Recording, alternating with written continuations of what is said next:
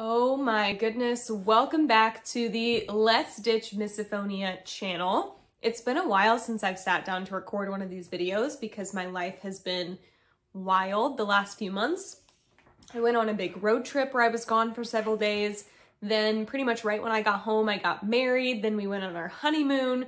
So I've had a lot going on.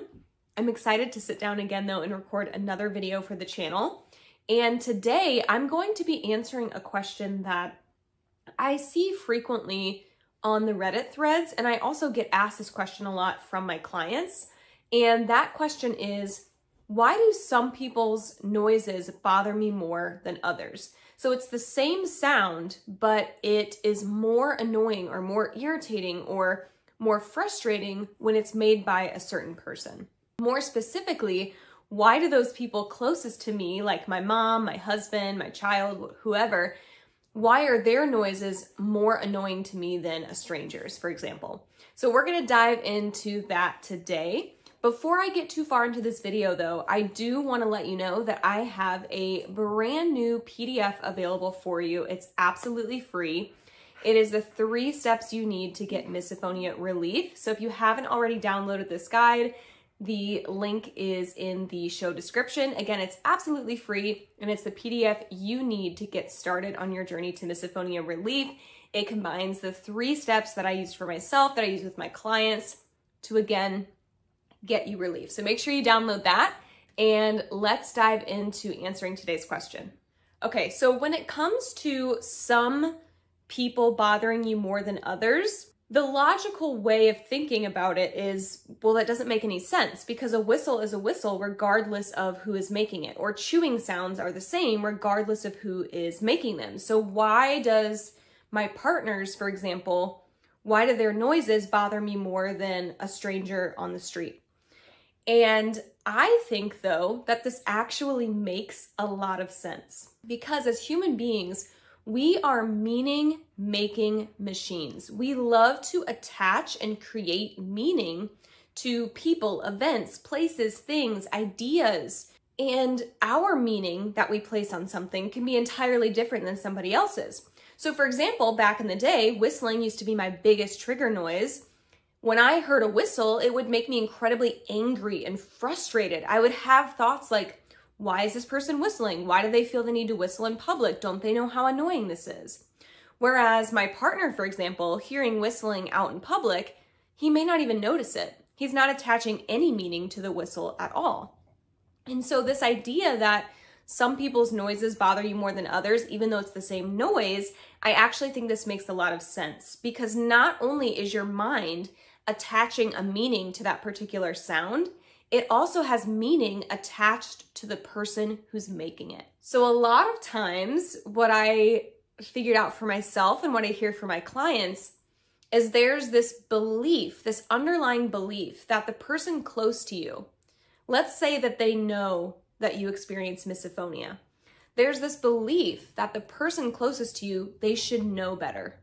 So if they're making a noise that they know is a trigger for you, there can be an added layer of frustration because it feels like they should know better than to make that sound around you. So you can see how that particular noise now has even more meaning, has even more frustration and irritability attached to it versus someone on the bus who doesn't know anything about your misophonia making that same noise. And it can also be reversed. Maybe strangers bother you more than the people in your own home. And maybe that's because you're thinking, oh my gosh, they're so disgusting. How do they not know any better? Because you really don't know anything about that other person. And so it's easier to attach negative attributes to them. Whereas maybe the people in your own home, you have more empathy for them because you're around them all the time. We all experience misophonia so differently. And so if you find that some people's noises trigger you more than others, again, I think that actually, despite what might logically seem to be true, I think that actually makes a lot of sense because it boils down to the meaning, not only the meaning that you're attaching to the noises, and I don't mean consciously, this is happening automatically, right, in your unconscious mind, the meaning that you're attaching to that sound combined with the meaning attached to that person or lack thereof can produce a different reaction based on the person making it. This is all very interesting. And of course, I love talking about these things because it all has to do with the unconscious mind and how we process things and how we attach meanings to things and how we live our lives. And all of this is so fun for me to talk about. I love nerding out about it. In the grand scheme of things, though, a lot of times going down these rabbit holes of why does my partner's cough bother me more than my mother's, or why does my kid's crying irritate me more than a random kid in a waiting room. A lot of times these rabbit holes, while sometimes going down them and following that thread can be helpful, it can oftentimes be a distraction as well. Even though misophonia likely causes you a lot of suffering, a lot of pain, a lot of frustration, it's still safe. It's what your mind knows. It's likely how you've been operating for years and years. And so even though it seems like something that's really terrible and you want to get rid of it, again, it's familiar to your unconscious mind, and your mind is wired for survival. So things that are familiar equal safe, even if they're things that maybe don't feel so good.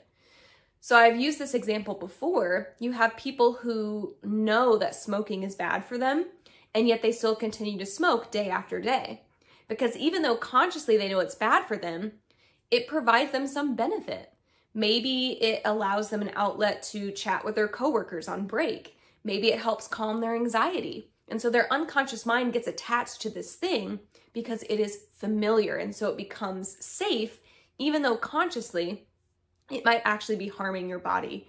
And misophonia can operate the very same way. And so a lot of times what the mind will do is it will entertain all of these other rabbit holes, because what that's doing is it's distracting you from the work that you can do to actually clear and eliminate the pattern of misophonia. So when I'm working with clients, when I am coaching, we do cover things like, oh, they should know better. Or, you know, why does this sound from this person bother me more than others? We dive into all of that and we rewire all of those thoughts and beliefs. We keep what's useful and we ditch the rest. And also, we can identify which of these questions and which of these kind of rabbit holes are going to actually be useful for us to answer. So in a previous video, I think I've touched on this question of, well, why do I experience misophonia? Why do I have this and my sibling doesn't? That's an example of a question that getting the answer to it might be really valuable, but what I'm here to do as a coach is I'm here to get you relief first. I want to end the suffering as soon as possible. And then if we think it's useful, then we can go back and do that work to answer the whys. So when it comes to one person's noise is bothering you more than another, I think, again, it just comes down to the meaning that we attach to those sounds and the meaning we attach to those people. And that's something that we can untangle together in a coaching session. And also we can look at the bigger picture, which is, how do we rewire the pattern of misophonia? How do we help your mind see that these noises aren't actually life-threatening? How do we interrupt the pattern that has you feeling the anger, frustration, rage, anxiety? How do we put an end to that first? And then if it's valuable, we can answer these other questions. My job as your coach is to support you in lessening your trigger sounds, alleviating your suffering, and creating more joy in your life. What's most important to me is that you can interrupt and ditch the pattern of misophonia so you can live a normal life and experience sounds just like everyone else around you. That's what I want for you. And if we find it valuable to dive into all of those other things, we definitely can. And again, I want you to know that my mission is to help you suffer less and experience more joy in your life. So if this sounds good to you, there are so many ways we can work together. Check the notes in this video description and make sure you download your free PDF that's going to walk you through 3 things that you can do right now to start getting relief. Thank you so much for tuning in to another video on the Let's Ditch Misophonia channel, and I will catch you in the next one.